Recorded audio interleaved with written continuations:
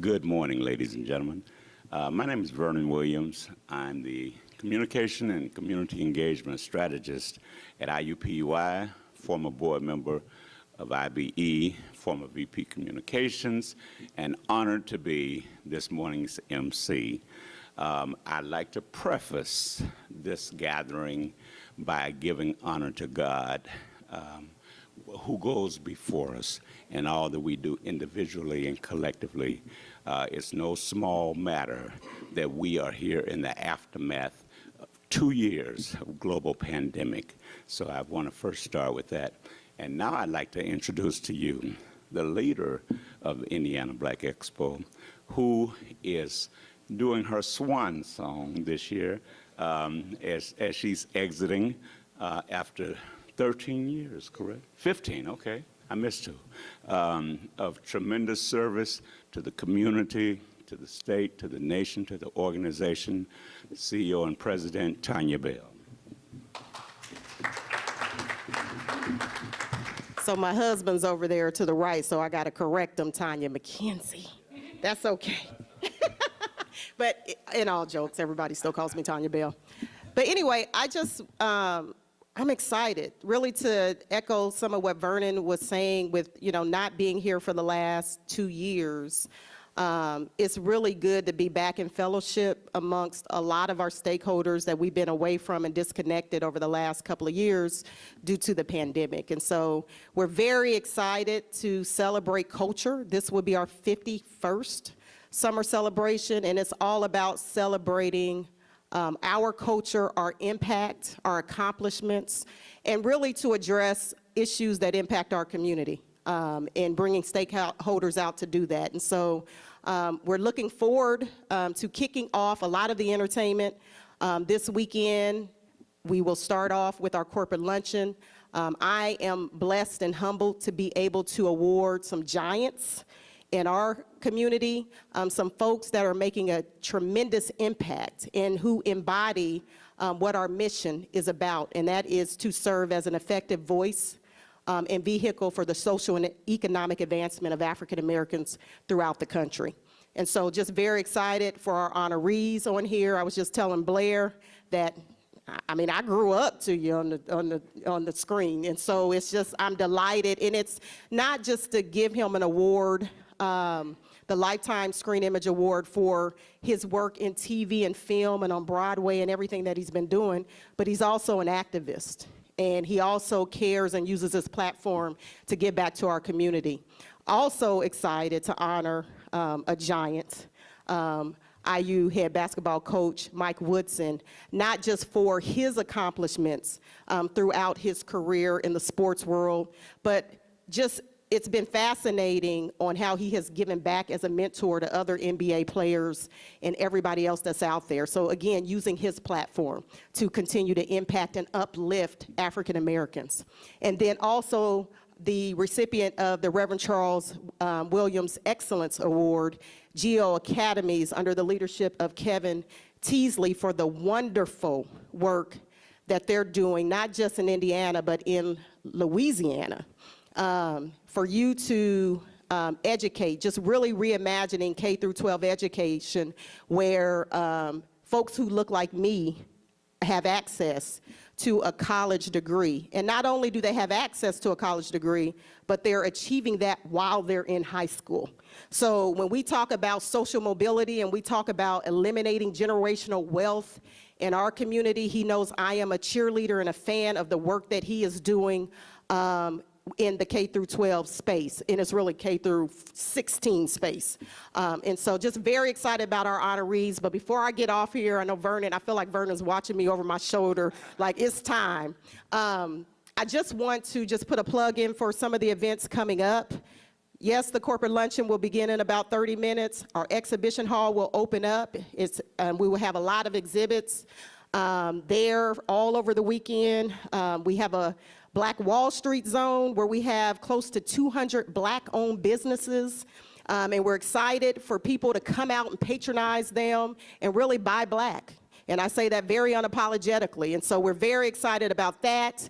A lot of other exhibits that we actually have in there, our 51st Summer Celebration exhibit, our Performing Arts Academy. We have fashion shows, hair shows, boxing, amateur boxing, our Cultural Arts Pavilion with art and our Black artists and their works that are there. And so we are really encouraging the community to come out, and we're excited to be back. Then I also want to put a plug in that, you know, on American Legion Mall downtown, I think I sent Amp the video last night, the videos that are going on where folks have been camping out since yesterday morning. And so again, I think that just speaks to everybody excited about us being back in full-fledged. So looking forward to Patti LaBelle and Monica and our very own After 7 gracing that stage. So just continue to pray for us as we continue to go throughout the weekend, and we just appreciate your support. And before I step down, I would be remiss if I did not thank our funders. I know IU, and they had some executives in here today, but we wouldn't be able to do what we do without our stakeholders and our funders who believe in our mission. So thank you, God bless, enjoy the weekend.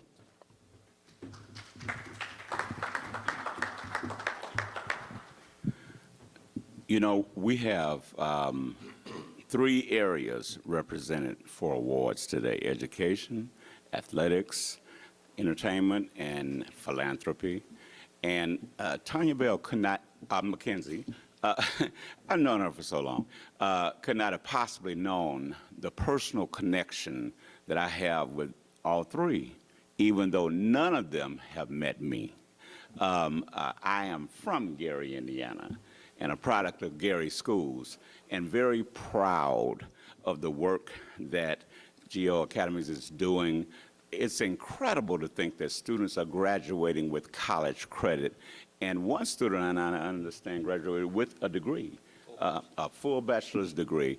That's something that's just not common around the country, and I'm proud that Gary is the flagship operation for that program, and we're going to hear more about it right now. Kevin? Well, thank you very much for having me this morning and for this honor, and it is an honor to receive this recognition from Black Expo.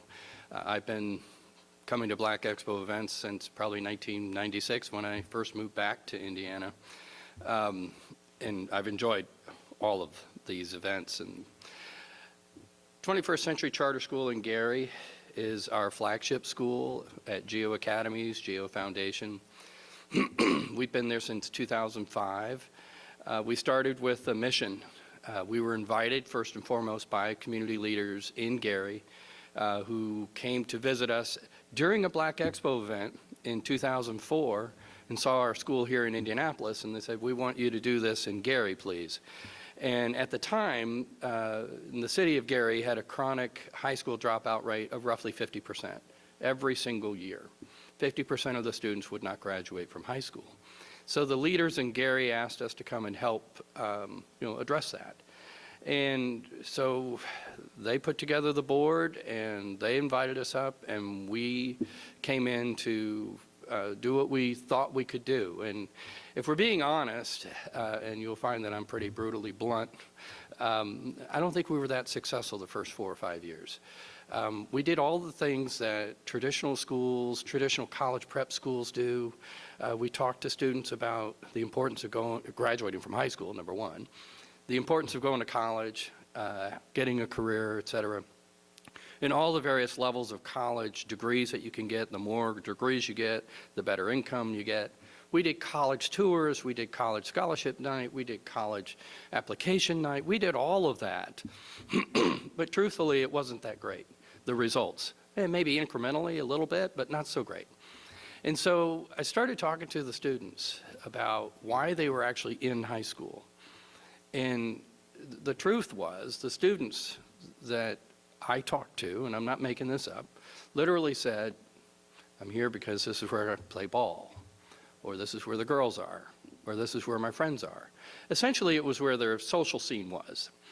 And if you dig a little deeper, in Gary, at the time, only 10% of the homes have any college in them whatsoever. So 90% of the homes don't have college experience or college degrees. And so we had to change things pretty quickly, because a lot of us assume that students, are brought up in homes where everybody's talking about what your next step is and where you're going to go, et cetera, et cetera. Well, that just was not happening. And in fact, just the opposite was happening. When students are 16 years old, they were being asked by their parents or whoever's raising them to drop out, because that's when they can go get a job and they need more money for the house.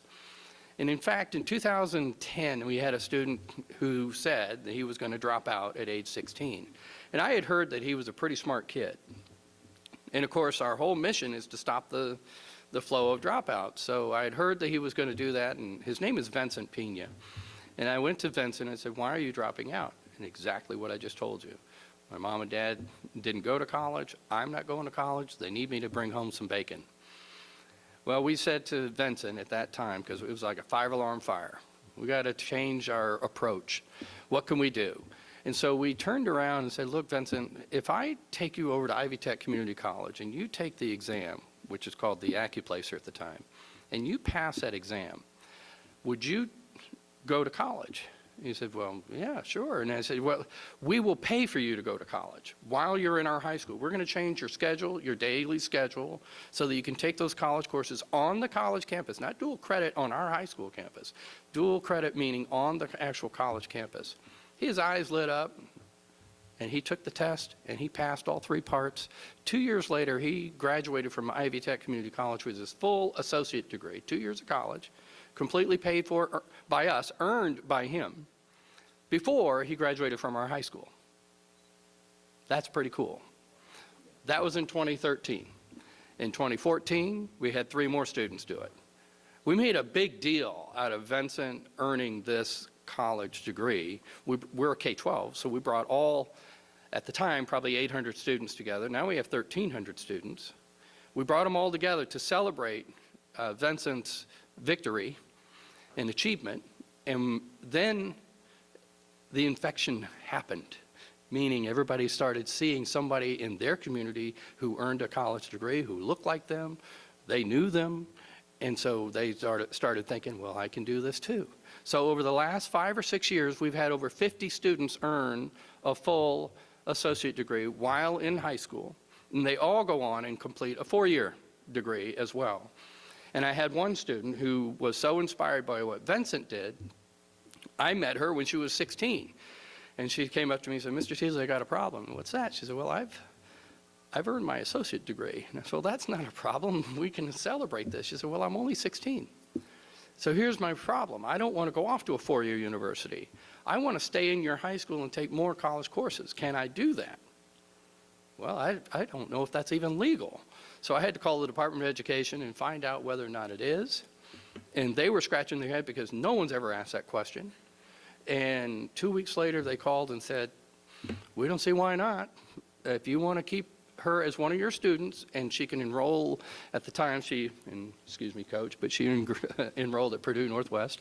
And we do have a partnership with IU, and there's a bit of good news for you at the end of this. But Raven Osborne, in 2017, she wound up earning a full bachelor's degree before graduating from high school. She was featured on CBS Evening News. Again, it was completely paid for by us. What we try to do is we try to remove all barriers, financial, counseling, social, emotional, et cetera, et cetera. So she did that, and today there is going to be a student with us. His name is Kaya.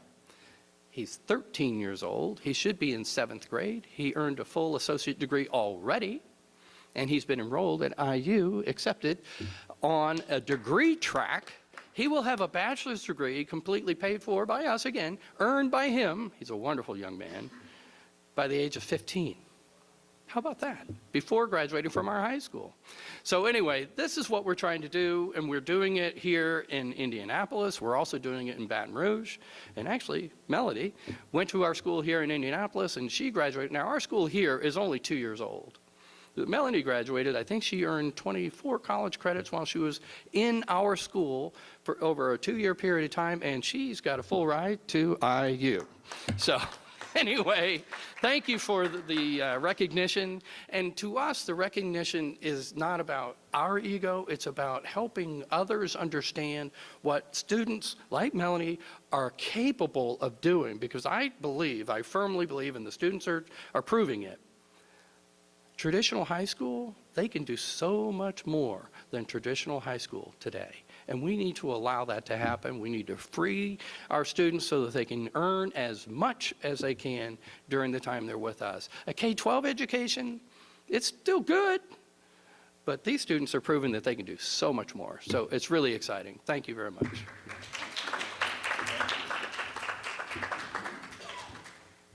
You know, one of the great things about the recipients this year is a lot of times awards are given for celebrity. But this year, all three not only have a celebrity status, but an extremely high level of achievement and excellence. And that continues with the next honoree. And I can't conceal it because everybody who knows me know I bleed crimson and cream, okay? You know, I graduated IU, past president of the Neil Marshall Alumni Association. I catch as many games as I can in Bloomington, and even through the rough times. You know, I just mute the TV and watch them. But, you know, the love for IU and IU basketball is something that does not go away. And the next gentleman he was incredible in high school. He's one of the top scorers in Indiana University history. Then he went on to well, first of all, he was a first-round draft pick with the New York Knicks. He went on to an incredible coaching career, and it's gone full circle. And now he's back at his alma mater, and IU Nation couldn't be happier. He said for him that it was like a dream come true. Well, it's like a dream come true for us too, Coach. You know. And at this time, please welcome Coach Mike Woodson. Thank you. First of all, let me just say it's an honor to be back home. Truly is. AMP, Black Expo Committee, I thank you. AMP had a lot to do with making this happen for me, along with the Black Expo. Golly, 42 years I've been away, but I haven't been away. You know, I've made my rounds back here, but I've been away from the Black Expo and all the festivities over the years that it presented to a lot of young blacks. I grew up in the inner city of Indianapolis, 25th and Hillside. And I took my wife probably 2.5, 3 months ago back over there. And it just brought back old memories. This award for me is not just for me. It's for my family. It's for Terry, my wife, who's been with me by my side for 46 years. We've been married 40 years, so we kind of rode this roller coaster ride for quite a while. So this award basically is a package deal, AMP. No, really it is, because she's seen all the ups and downs, and she hung right in there with me. But boy, it's for me to be able to come back, circle back after all these years. I've had a stellar career, you know, and it's, you know, when I look at these young men that I'm coaching today at Indiana University, it's not about me, man. It's about these young men, because I like to think 42 years ago when I left Indiana University, somebody took a chance on me, and his name was Bob Knight, and I've turned out just fine. So I figure coming back, if I could give something back to these young men where I can help them on and off the court. You know, I've seen so much happen on the court where players over the years didn't take care of their responsibilities. And that's something that these young men that I'm coaching today, and I coached a lot of players. You know, I've spent over half of my life in the NBA, 34 years. So I've coached a lot of great basketball players, but it's a little different now being back at the college scene because these players are so much younger and they're looking for guidance. And you know, our society and what it offers today, boy, it's just a lot that can truly trip them up. So it's my job as their head coach to teach and mentor them in the right direction and make sure that they're doing all the necessary things off the court as well as on the court to be successful. So it's good to be back. You know, I'm the only one out of 12 siblings that ever left Indianapolis. And to circle back after 42 years, it's just amazing. I mean, it is. It's like a dream come true. I never imagined coming back and fulfilling a dream. You know, college basketball was so far removed for me. And if it did ever open up, Indiana was the only school that I would ever coach. I would never go anywhere else. I would be satisfied, I would have been satisfied just staying in the NBA. But when this job came knocking and the AD flew to New York, I made it clear, you know, he wanted to do a Zoom over the phone. And I said, shit, hell, if you're interested in Mike Woodson, you better get on the plane and come see me. And he did that the next day, and a 3-hour interview led to one thing, and here I am. I'm back home. So, hey, thanks again, you know, in closing to the Black Expo and all you do. I mean, it's just been tremendous over the years, the things that black people have an opportunity to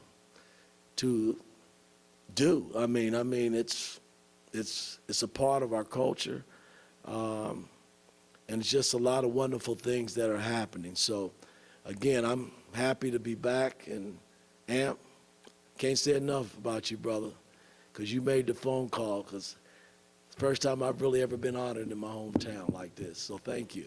All righty.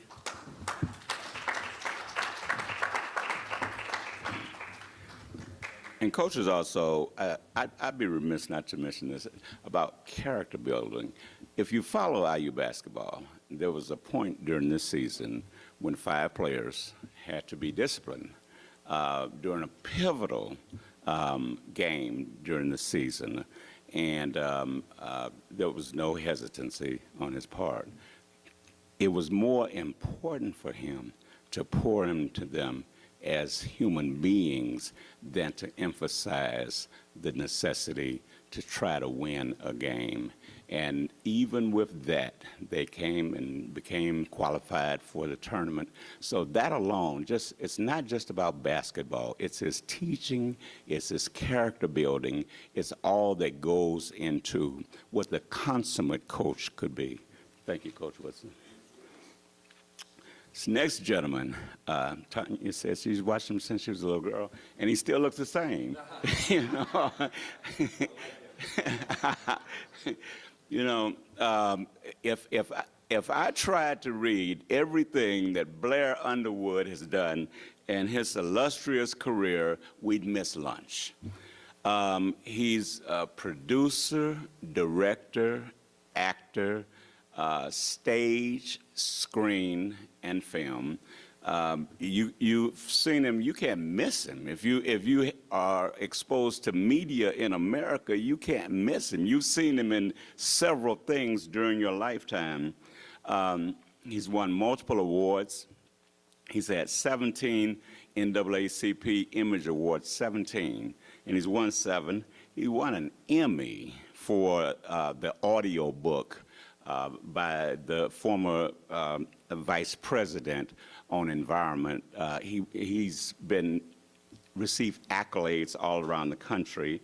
He's a philanthropist in his own right. He also won an Emmy for a production that he did entitled Give. Just a few of the many, many things that he was in for Indianapolis residents. You remember Self-Made, the story of Madam C.J. Walker. He was in that movie. a classic is Set It Off. He was in Set It Off. You know, he was the president in a television, one of his television features, the event, which kept everybody glued to the television set every week. L.A. Law on stage. He's recently been in a soldier story. And like I said, there are just too many to reel off. So I won't attempt to. But without any further ado, welcome Blair Underwood. Good morning to you. Thank you, Vernon. Vernon came up to me in the hallway just now and he said, so I'm Vernon and I'm the MC. And I heard those silver pipes. I said, well, of course you are. That makes a lot of sense. So I just want to say thank you to AMP for inviting me here, and Tanya McKenzie. I'm meeting you as Tanya McKenzie, so I'll make sure I take care of you. Melanie, you got that on tape? You got that? All right, cool. But thank you. It is an honor to share this moment with Coach Woodson and Kevin. You know, there are moments in life when you kind of realize that life and what you do, your endeavors are above and beyond who you are and what you do and your own aspirations. And for me, that was when I was doing a show called L.A. Law many years ago, playing a lawyer on television. And it was the #1 show in America, #1 drama on television for years. And I'd gone to South Africa. My wife at the time and I had gone many times and had a chance to meet a great many people in the government there and dignitaries and whatnot. And it was the #1 show in South Africa, of all places as well. And I think it was in 1994, Nelson Mandela had just been released from prison. And Winnie Mandela had come to Los Angeles, and we were at this backyard party somewhere. And I was so excited to meet Winnie Mandela. And she was going down the line meeting people, and she saw me, and she said, every child in my country wants to be you.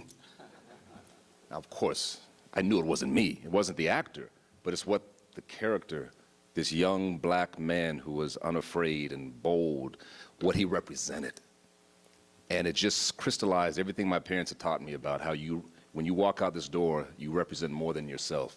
So I'm honored. I've played many in 35 years, many good guys. And now it's funny, Melanie, your generation, my daughter's 23. She says, all my generation thinks all you play is bad guys. And I said, well, the first 10 years, all I played was good guys. So I'm grateful to have a variety of many different characters over the many years and still be standing. So I thank you, IBE, I thank you, Tanya, and thank you for allowing me to be honored with the rest of these fine gentlemen. And I'll see you a little bit later.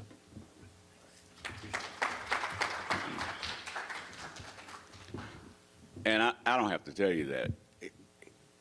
Blair Underwood is among a handful of actors that whenever you mention his name around females, just an irrepressible smile comes on their face, okay? We won't go any deeper into that, but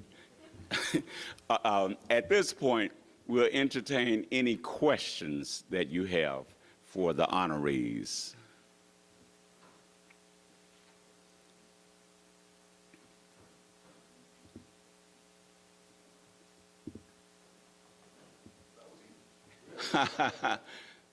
Must be hungry, huh? Any questions for the weekend? Any questions for Attorney McKenzie? Okay. Well,